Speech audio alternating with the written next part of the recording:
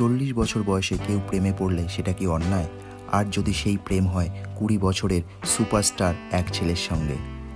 এই কাহিনী আপনার সব ধারণাকে প্রশ্ন করতে বাধ্য করবে। গল্পের শুরুতেই আমরা দেখি সোলিন নামে এক সুন্দরী মহিলাকে, যিনি একটি আর্ট গ্যালারির মালিক। সোলিন তার মেয়ে সোফিয়ার সঙ্গে এক বাড়িতেই থাকেন, কারণ তার স্বামী ড্যানিয়েল ডিভোর্স নিয়ে অন্য মহিলার সঙ্গে বিয়ে করে আলাদা থাকেন।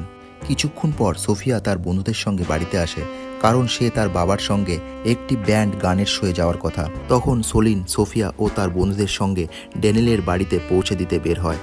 সোলিন যখন ওদের পৌঁছে দিয়ে ফিরে যাচ্ছিলেন, ড্যানিয়েল তাকে থামায় এবং বলে, আমার স্ত্রী খুব ভালো কফি বানায়, তোমার কফি খাওয়া উচিত।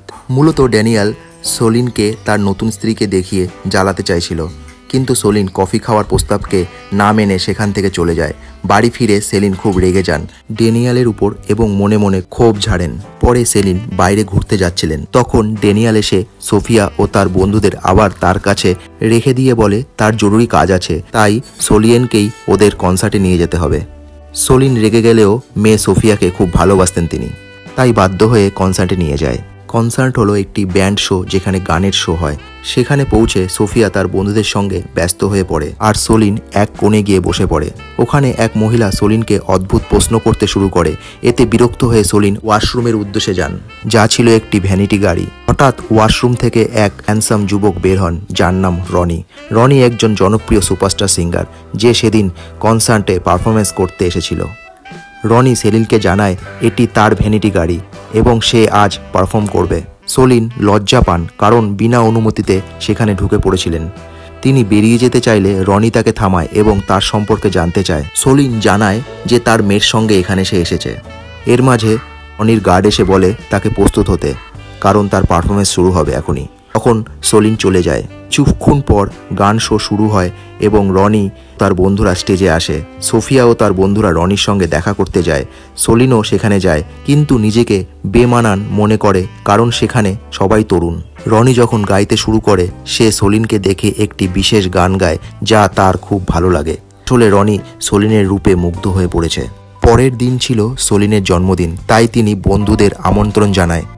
তার বন্ধুরা সোলিনকে ইমপ্রেস করার চেষ্টা করে, কারণ উদ্দেশ্য ছিল সোলিনের সুড়ঙ্গ পালিশ করার।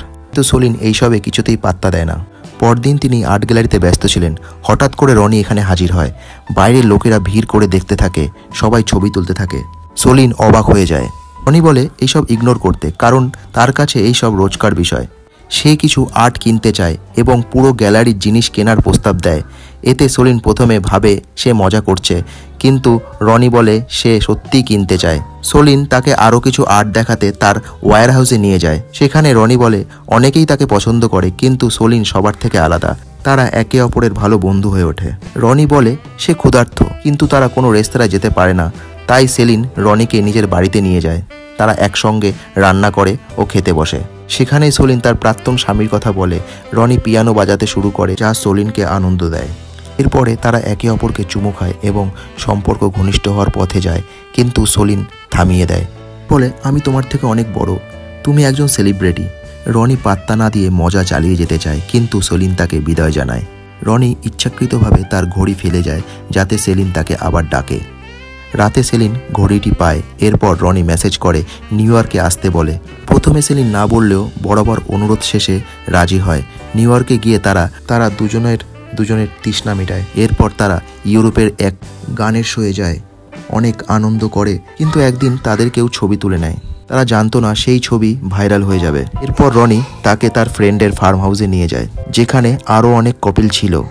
রনির বন্ধুরা যখন সোলিনের সঙ্গে কথা বলে জানতে পারে তারা কিভাবে মিলেছে, তখন এক বন্ধু বলে রনি সব মেয়েদের সঙ্গে এইভাবেই গান গায়, যেটা শুনে সেলিন হতাশ হয়, ভাবে সে বিশেষ, কিন্তু রনি আগেও অনেক ডেট করেছে। সে রনিকে বলে আমাদের সম্পর্ক এখানেই শেষ হওয়া উচিত। রনি তাকে বোঝাতে চেষ্টা করলেও সেলিন তার এক কথাও শোনে না। সে ঘড়ি ফিরিয়ে দেয় ও সেখান থেকে চলে যায়। বাড়ি ফিরে সেলিন ভেঙে পড়ে। পরদিন তার প্রাক্তন স্বামী আসে এবং বলে তোমার ছবি দেখেছি এক সেলিব্রিটির সঙ্গে। সে বলে সে আমার এক বন্ধু। রাতে সে এসে বন্ধুকে বলে, যিনি সান্ত্বনা দেন। পরদিন রনি বলে আজ ইন্টারনেট অন করো না, কিন্তু সেলিন চালিয়ে দেখে যে তাদের ছবি ভাইরাল হয়ে গেছে। সবাই তাকে মেসেজ করে। সোফিয়াও রেগে যায়। স্কুলে সবাই তার মার সম্পর্কে খারাপ কথা বলছিল। সলিন সোফিয়াকে সব সত্যি বলে এবং সোফিয়া তাকে আবার রনির সঙ্গে সম্পর্ক ঠিক করার সব পরামর্শ দেয়। এরপর সলিন রনির কাছে যায় এবং আবার তাদের প্রেম শুরু হয়। তারা ঘুরতে থাকে কিন্তু মানুষ তাদের ছাড়ে না। সোফিয়া বিরক্ত হয়ে বাবার সঙ্গে থাকতে চায়। সলিন দুঃখ পায় এবং রনির সঙ্গে আবার ব্রেকআপ করে। কয়েক বছর পর সেলিন টিভিতে রনির ইন্টারভিউ দেখে, যেখানে সে এখনও সেলিনকে ভালোবাসে বলে। পরদিন রনি হঠাৎ তার আর্ট গ্যালারিতে এসে হাজির হয়। তারা একে অপরকে দেখে চুমু খায়। এখানেই রনি ও সেলিনের ভালোবাসার গল্প শেষ হয়। যদি ভিডিওটি ভালো লাগে তাহলে একটি লাইক অবশ্যই করবেন আর এই চ্যানেলটিকে সাবস্ক্রাইব করবেন।